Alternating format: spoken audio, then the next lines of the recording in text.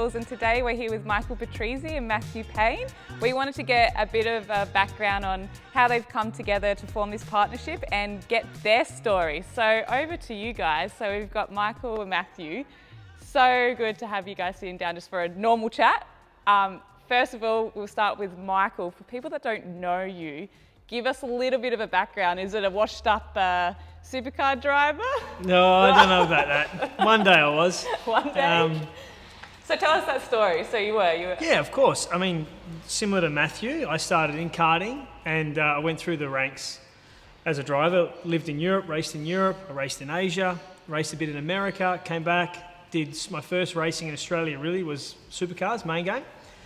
And then I had to learn my trade on the Australian circuits in the main game. I did 3 seasons of that on and off, and Porsche Carrera Cup. I had a lot of success in Porsche racing.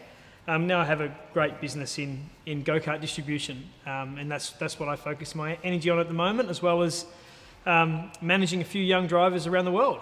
So that's where we bring ourselves to Matthew? This tall bloke over here on my left, that's where he comes into it. All right, well, first of all, we'll get your background story, Matthew. So how did you get into where you are now? Well, I pretty much started with just karting, you know, like a lot of people do, and then... in New Zealand as well, so you're Kiwi? Pretty much, yeah, New Zealand karting was where it started for about probably 11 years, I think, and then I started racing in Australia in Rotax, and then we sort of came together with Michael and started racing KZ2 over in Europe. And then just last year, 2020, we did the Castrol Toyota Racing Series in New Zealand, just as a step up from karts, as my first major car championship, and won that, and now we're Carrera Cup racing over here in Australia, so that's pretty good. So how does that compare in the Porsche?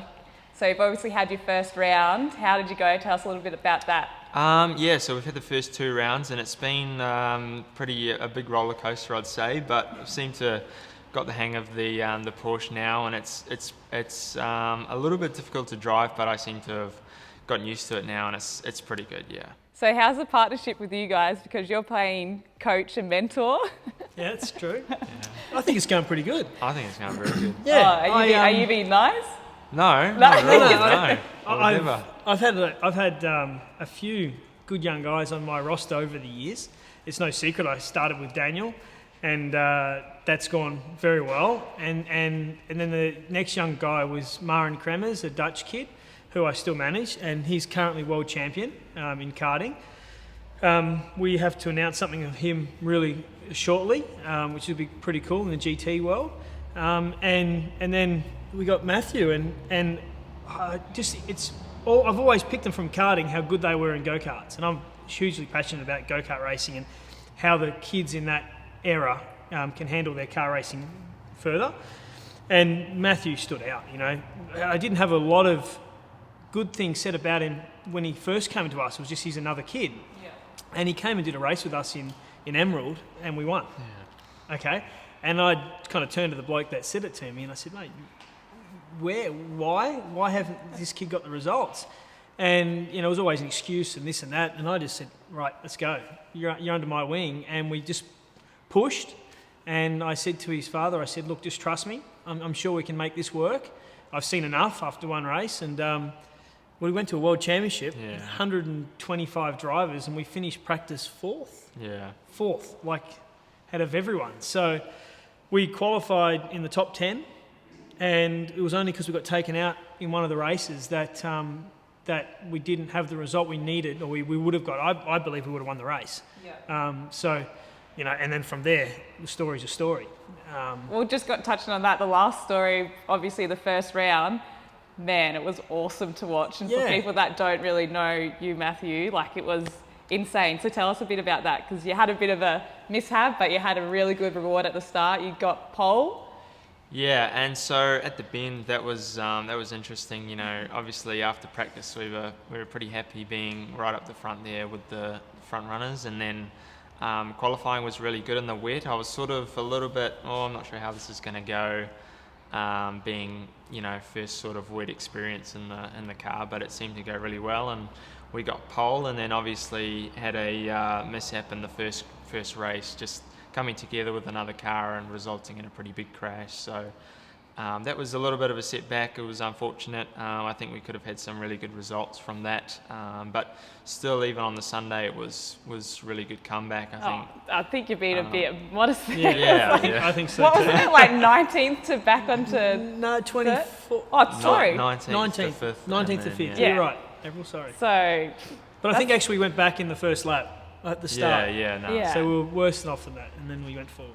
so what is the goal? Like, where do you go from here? What's the plan? Oh, we've Have you set guys set ourselves. up? We've set ourselves a big Yeah. goal. I'm going to talk here. He wants to do Hyundai XL racing. Mate, I think you've already... Yeah. Serious? You tell him your goal. Well, pretty much I've been pretty focused on GT cars for a long time now, and I think every young kid's dream was Formula One, and it was for a long time, but sort of came to be more realistic about that option and thought, well, I'm probably a bit too tall now, so scratched that. And GT cars, I started watching them, and they were just awesome, so kind of would really like to go on that route. I think just more endurance racing as well. Sort of look up to Earl Bamber a lot. He's got a really good gig what he's doing, and that would be really Well, you're awesome. definitely in the right seat Yeah, going yeah, from there, 'cause it's exactly. Alabama Motorsport, so Yeah. I think you have the right contact there. Yeah, no, it would be really cool to do something like that. Well, would you ever... What about a supercars? Would that Oh, be... I'm sure I'm sure at one stage this year we'll have a test or something like that. But it's more sort of GT focused at the moment. But opportunities could come along, and you never know really. Michael, how do you go from here with coaching and mentoring? Because he seems to have all the talent and everything. There's just fine tuning. This one's an easy one. Yeah. Okay. In fact, the three young guys that I've had, they've all been quite easy. When the ability matches the ambition, it's real. If that makes sense, Yeah. it's actually really easy. It's just managing the pathway. Yeah. When the ambition outweighs the actual ability, it gets quite difficult, because then you're just one of a million. And that's why I'm quite selective on how I do this. I've got a really good business, right, and a good job. So in some ways it takes my focus away from that. So you've got to be very selective and choose the right people to do that with, because it's a passion. I really like seeing these young guys go forward and get given a go. And Matthew's certainly going to be, hopefully, one of those kids. And For already the one race. two. Two. And then obviously we've got Townsville coming up. Yep. Yeah. Prepared for that one? Yeah, that'll be pretty cool. First street track Okay. for me, so should be pretty interesting. I think I just got to go out there and have a go, really. Can't do much more than that. Yeah. And how old are you, Matthew, for people 18. watching? 18. Yeah. Not bad. it's a good one. Good one. All right. We're lucky to be in this position. With karting, European go-kart racing, he moved to Italy 16? Yep. 16. Yeah. So Young. once we did the World Championship, we signed with the best team in Europe. Matthew went over there as a factory driver, lived there for 4 or 5 months. And then COVID hit. We had to go back to New Zealand to get out of Europe last year. And then we did that Toyota Racing Series, which was huge.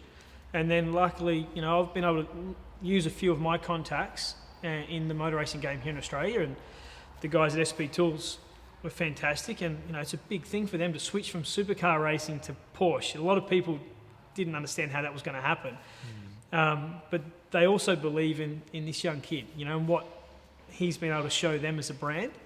And we keep getting told you've got to go and do this before you do that. You've got to go this direction and that direction. Well, we've gone all in. Yeah. Because a young kid of Matthew's ability, and there's a few of them that have got the same, that race that high level of go-karting, can do that.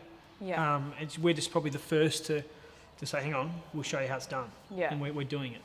And no pressure. And no pressure. No. He's got no pressure. Yeah. No. You're already he- nailing it, mate. He's right. Yeah, no. You're already up there. So thank you so much for sitting down and talking to me. Can't wait to watch this journey, and from SP Tools, we're so glad to be on this journey with you guys. And bring on Townsville. Yeah, exactly. I'm excited, so it should be good. Excellent. Well, we'll Yeah. see you there. You'll be right. Yeah. Thanks. All right. Thanks, Thank April. you. No worries. Cheers.